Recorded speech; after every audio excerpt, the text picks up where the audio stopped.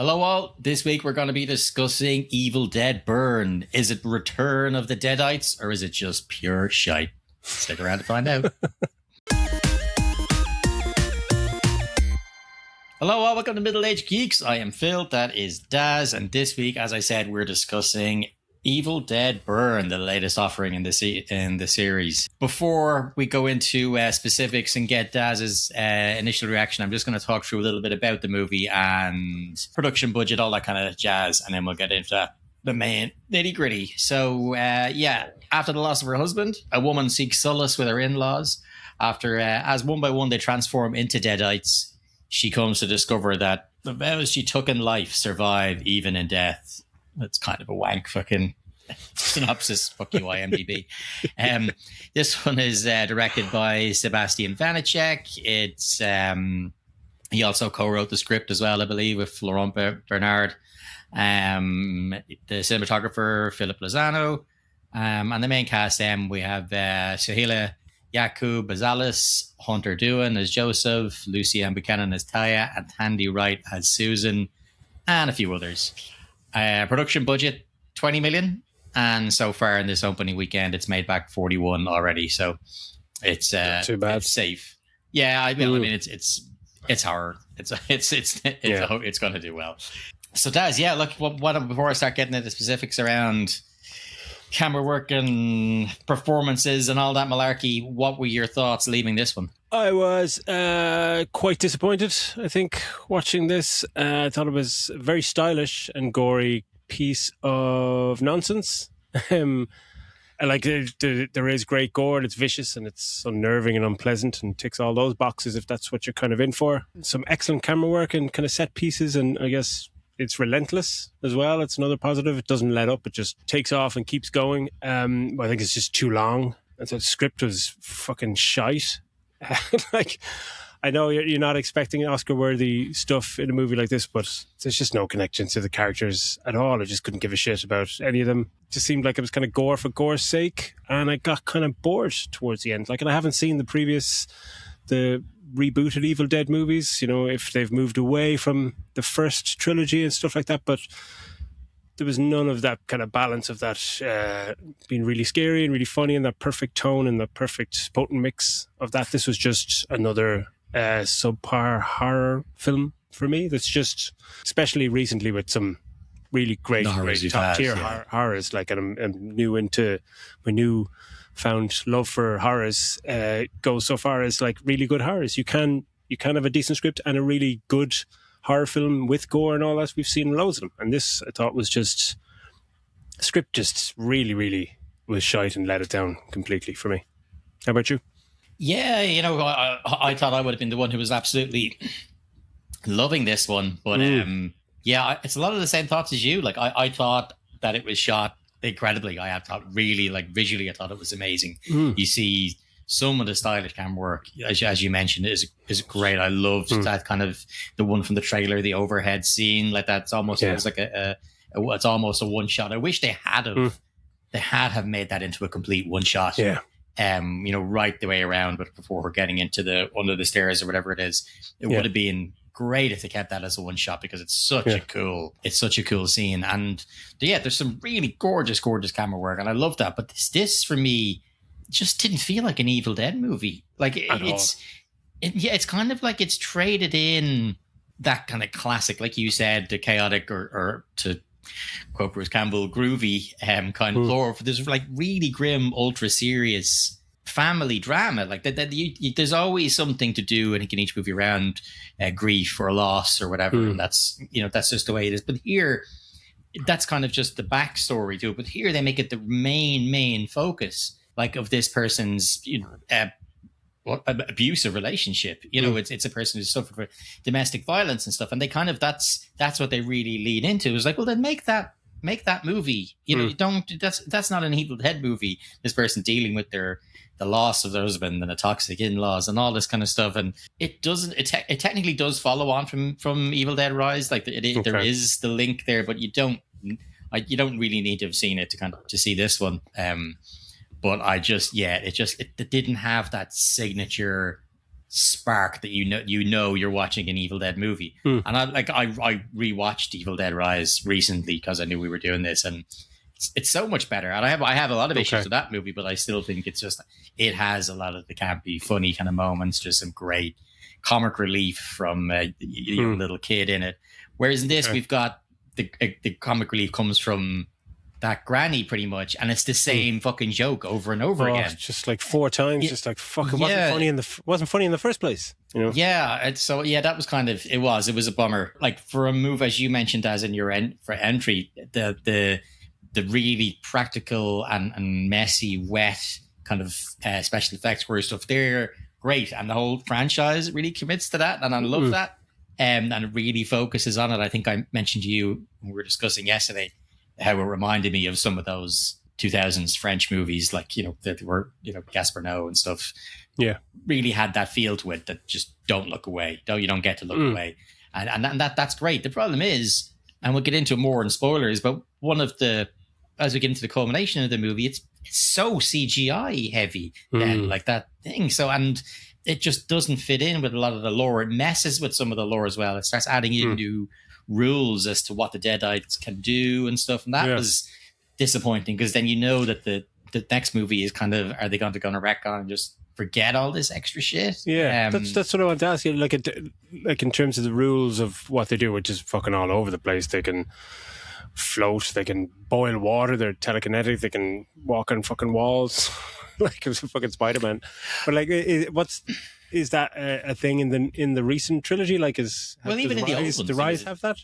Well, even in the original ones, like they could float. You know what I mean? They could levitate, and but it had to get kind of passed from one to another through some sort of bodily fluid. Even in the last one, it was that way. Whereas they seem to kind of just throw that out the window here with how it gets passed, and it's. Yeah, I will, and we'll discuss. I'm not sure if you hung around for the after credits scene.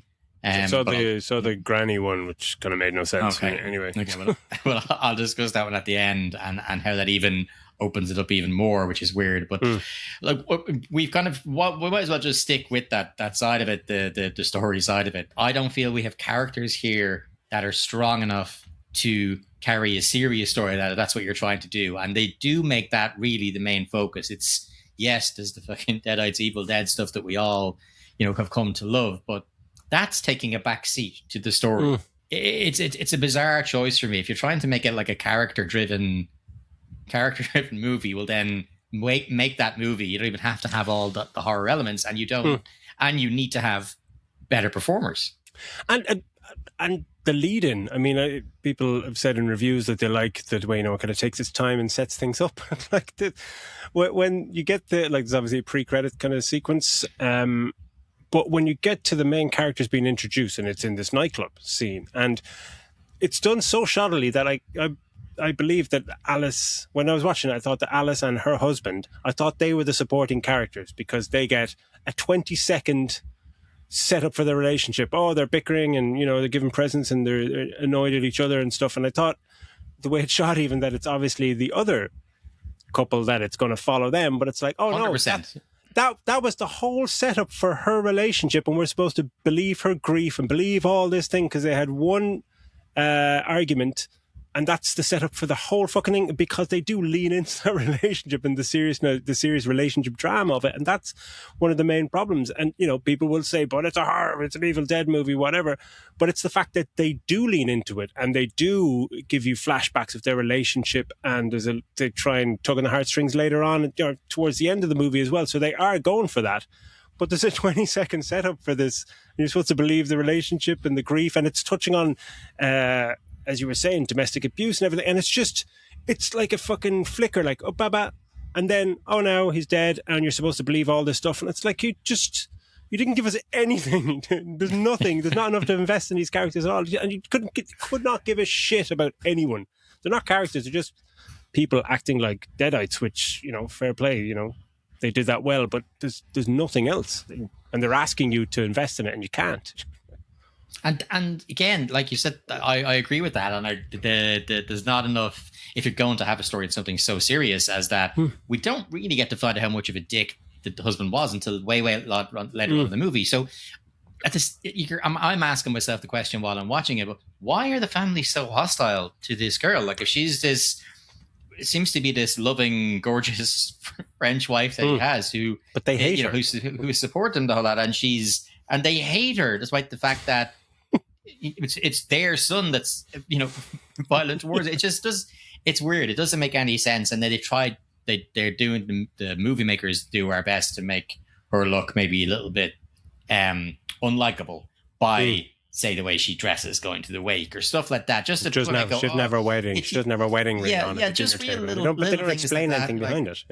It was just. I don't know. It just wasn't for me. The story just really, really let this down. The script is such a letdown on multiple fronts, but it's a perfect example of a movie where like scenes just happen and there's nothing connecting the scenes.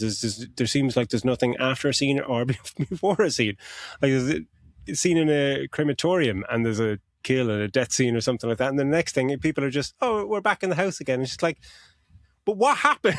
Like, did people not realize that, like, people were killed in that crematorium, and it's just so weird. There's no repercussions to fucking anything. It's like there's a scene where Alice, she finds the father like bursts into a room or whatever, and he's just there trying to slice his wrist or cut, and she pulls the knife away, and it's this dramatic scene.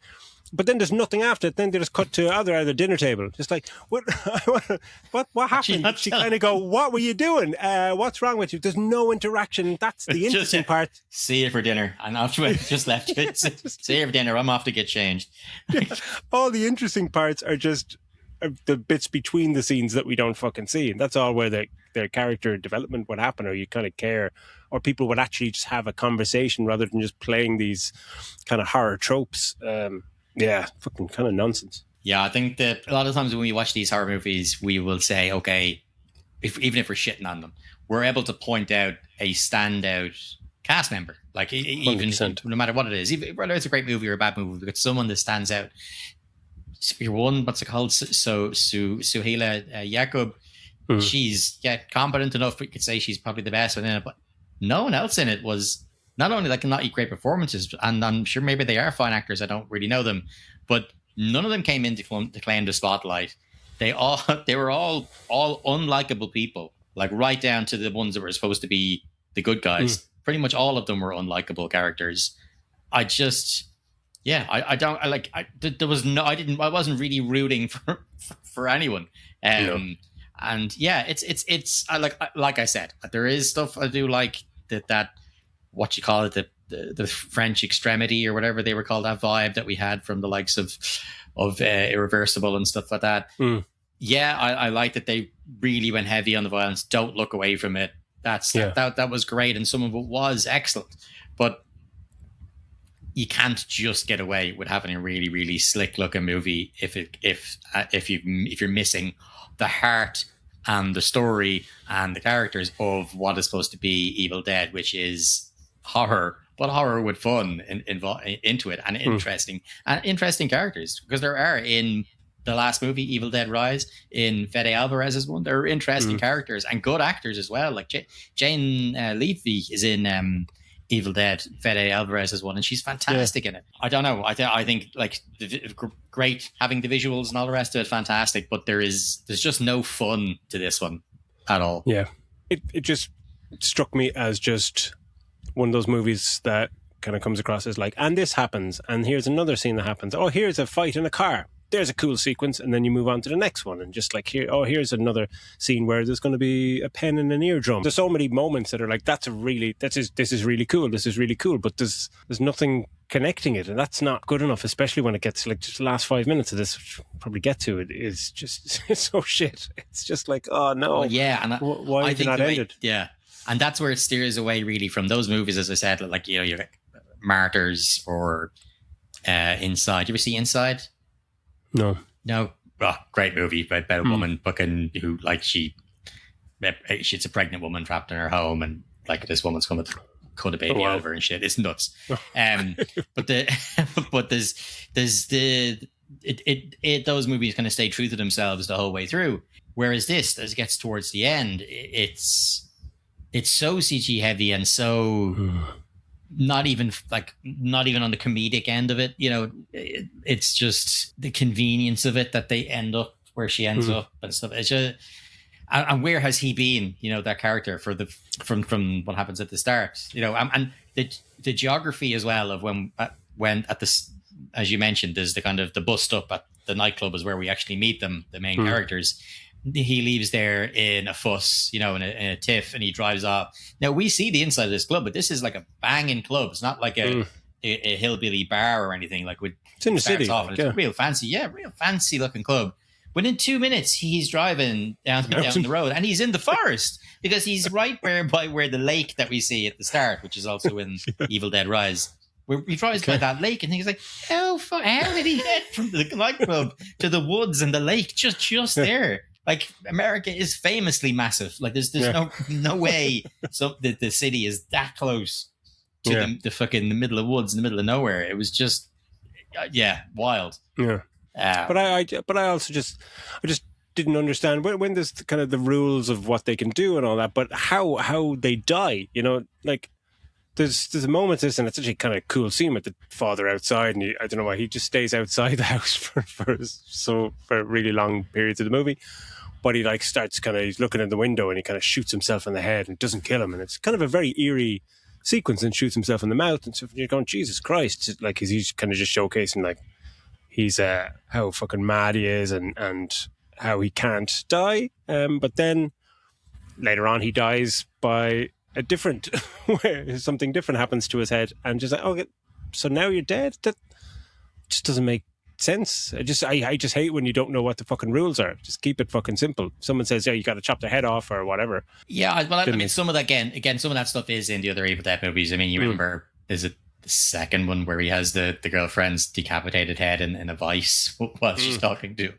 Yeah. Like, so like, there is stuff like that, but yeah, like the whole they seem to have the powers of being able to fucking boil water and all this other mad shit. Like, there just wasn't the other ones. But I when we get to the spoilers, I'll talk about one of the ones that really just seems to open it up even more with regards to the actual practical effects. What did you think of those? Let's just forget the CGI stuff for them. What did you think of the actual practical effects? Oh, I thought it was fantastic. Yeah, it was like you're just squirming in your chair. And there's a lot of variety to it. Like there's a bit with just a wine opener involving a neck. That's just like, Jesus Christ. Just you really feel, as you said that perfectly, the kind of wetness. There's just so much blood. It's tangible when you're looking at the screen. It's quite unnerving. It's like there's also just moments involving a dishwasher that makes me never want to leave my dishwasher open ever again. Pretty again, incredible. That's one of the cooler parts, and it's in the trailer as well. The fight in the car, I thought, was excellently staged. Like really, really good. Obviously, the one shot in the house will steal the spotlight, but the car sequence is great, and just severed fingers, and just that never gets old. But I thought that was really, really inventive. It ticked all the boxes in that way. I think some people I can understand would be a little bit turned off at the fact that it really dials it up to 11, and it really goes it's kind of torture porn. I think that this, for me, differs a lot from torture porn stuff, like your Eli Roth kind of stuff would have, because his is genuinely, it's person on person. It's something to do with attacking creatures, and which is what these things are. This isn't two people fighting it out. This is one person fighting against a deadite, which is which is S demon or demonic spirit or whatever the hell you want to call it. It's kind of the most, I think, like the characters are the most kind of mean-spirited and unlikable characters that we've had in one of these movies, that it really, that's what kind of took the fun out of it for me. There was no one to root for. There was no one I really hope survived. I was like, couldn't give a shit. Every one of you get killed. So yeah, I don't know. It's operates more for me on like a human hate, misery, kind of domestic violence, that kind of stuff on that level, rather than being the fun horror that we would expect from this series. And I'm not saying they owe us that, but it's just what you or I would expect going into an Evil Dead movie. And this kind of felt like it came with, I don't know, and it didn't have that narrative spark that it was trying to tell. And you're, like you said, it's jumping from, here's this scene and then straight into something else. And if you're trying to tell something about domestic violence, just make that movie, and don't make an Evil Dead movie out of it. Absolutely, because it does have a lot of similarities to Evil Dead kind of franchise, especially through the camera work, and like camera work is fantastic, and just lots of gravity defying spinning, like this bathroom shot where the camera's just rotating around with the characters and the ceiling and the wall. Yeah. And a lot of just upside down shots that didn't rotate around to level things out. And it's just some of that stuff was just like, this is fucking great. And lots of like the camera just rushing through the forest and stuff like that, like the old school Raimi stuff from the 80s. And that was ticking all the boxes. But it's just, script wise, it's just very strange to pick something so serious for this kind of movie. I think they really missed a trick there. I think, I don't think I really have anything more on this one, Daz. I think that this is a movie that's, spectacular camera work, really great shots, very inventive shots. But when it comes down to our story, complete wank. And then when it comes down to our performances, just mid, just no one likable, no one, and I'm maybe not blaming the actors as much as just their characters, which is shit as well. So it's a letdown for me. I think this is easily, out of the 5 movies we have so far, this is definitely the weakest one for me. Let's stick a star rating on it then before we have a couple of minutes of spoilers. Two, I'd say 2.5, because there's enough in there visually to kind of keep your interest, and it's quite gory and inventive. And there are singular moments where you are sitting there going, that's either really visually pleasing or absolutely visually disgusting in equal measure. But it's just, it's everything in between the scenes, and everything just seems so disconnected. And the characters, as you said, are just wank. Like, it's a shame because they just don't have enough to work with. Yeah, threadbare story, which is so strange for a movie like this, that they're going for something so serious, and there's not enough in the script to back it up. So yeah. 2.5. I think this might be one of the few horror ones where I'm going exactly the same as you. I usually come in a little bit higher. Yeah. But no, I think 2.5 as well. There's not enough, there's not enough in the, as I said, in the really great visuals and camera work and all the rest of it, and production design and effects. There's not enough there to save it from the other 2 main parts, which is our story and our characters. And it's a letdown. This is an average movie, which is such a shame. I really hope that the next one, Evil Dead Wrath, kicks it up a notch or gets us back on track. Yeah. So look, if you're leaving us there, thank you very much for sticking around. Keep on liking, subscribing, and all that good stuff. If you want to hang on with us, we're just going to have a chat about some spoilers, which of course will be mostly the gross stuff and the after credits scene. So yeah, that's when I mentioned about the lore. Okay. Yeah. At the very end of this movie, there's a post credit scene, and we are back in the funeral home, and the old woman who looks after the funeral home has like her grand niece or whoever the hell is there with her. And she's like, well, what's this for? And why do we have all these urns here? And she's explaining to her, well, it's kind of sad. Sometimes some families don't come to collect their ashes. And she's looking at the names on them. And then she sees the name, and it's the name Ellie from, is it Ellie? I think it is, from Evil Dead Rise. And you're like, oh shit. Okay. So that's her. And then Ellie appears, and she can see her in the mirror, and it's like, mommy's back. So I think that they're making that character come back. You know what I mean? So if they're only ever like normally truly dead, if the heads explode or they get completely shredded. But now we're saying that they can be burned to ash. What happened to her? and she was come back. She gets put through, right? This is what happens at the end of the Evil Dead Rise. Her and her kids and stuff become essentially that big rat king monster that you fight in the basement of Last of Us Part 2. You know, the bunch of arms. Yeah. It's like a multi-armed, multi-headed creature. It just morphs into one. Anyway, it gets put through a wood chipper, right? So it's a mixture of all of them splattered all over the place. And somehow they've managed to find out which bits of this splatter belong to the mother, cremate it, put it in a jar, and then its spirit has come back to life. So that comes then asked then what are the rules around when these deadites can come back and can't. But yeah, so I'm not entirely sure what the crack is or what they're planning on doing with bringing that character back. But yeah, it's weird. It really just opens it up to, okay, now I have no idea. what your plan is. So.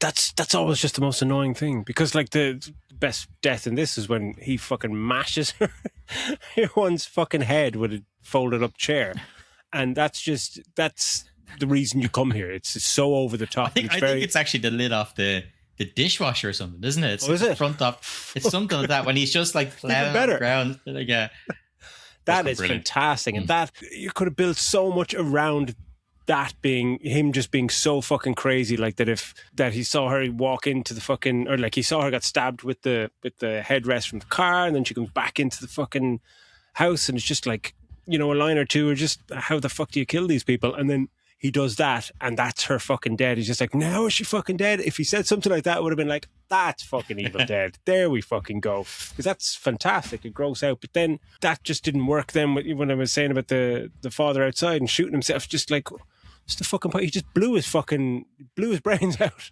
And then that's weird, because a lot of times they get like that. They get shot, and you know they might get shot in the head, whatever else. And what it does is it just slows them down for a little while, and then they're back up again. Like playing a Resident Evil game, you know, when you've got those stalker enemies, you can knock them down, but eventually they're going to get back up, and that's kind of the way it has been in previous movies. But in this one, he, like you said, he shoots himself 3 times in the head while standing there, but then he doesn't fall over, and he's just like, yeah, all right. Yeah, it's just if you can do that, you can break into the house. I'm sorry. Yeah, why is he standing out there in the first place? But that's one of those things where you're kind of going, it's like somebody went, wouldn't that be a cool scene? He's looking in, and just like, it's really eerie that he's shooting himself in the head and nothing's happened to him. But it's like, yeah, but was no one in the writer's room that kind of went, yeah, that's cool, but what the fuck is the point of that? And what like, does that mean anything? Is that, it's, you know, it's kind of fucking bizarre, because I would like, one of my favorite parts is kind of disgusting, but it's also quite beautiful. When he comes in the window and he kisses his wife, but his mouth is all fucking bloody, and he's got like you can see through his cheek that he blew off outside, and it's just disgusting. And they share a fucking lovely kiss, and it's just like, that's absolutely disgusting, but it's lovely. And she's like, you know, she's starting to get turned or something. She says, you haven't kissed me like that in years. And you're kind of going, that again as a moment on its own is like, that's a fucking cool, just a cool single shot, fucking great. Yeah. But everything before it and after it, A, don't make any sense, and B, it's just kind of shit. Like, it's just frustrating, you know? Yeah, it's a letdown. I think when we finish it up there, then, Daz, 2.5 from each of us. If you, Daz, or anybody else hasn't seen Evil Dead Rise, check it out. It's a lot more fun. The deaths and stuff are just as enjoyable. Maybe camera work isn't as good as what we see here, but definitely a more fun movie. And yeah, so look, thanks for sticking around. Keep on liking, subscribing. We're flying along with followers, Daz tells me, which is great. Thank you very much for following along. We really appreciate that. And we will see you next week, or maybe even later on this week, depending on if we can get recording in time for what should be Daz's movie of the year, Odyssey. So look, take it easy, look after each other, and we will see you all in the next one. Bye-bye. See you later.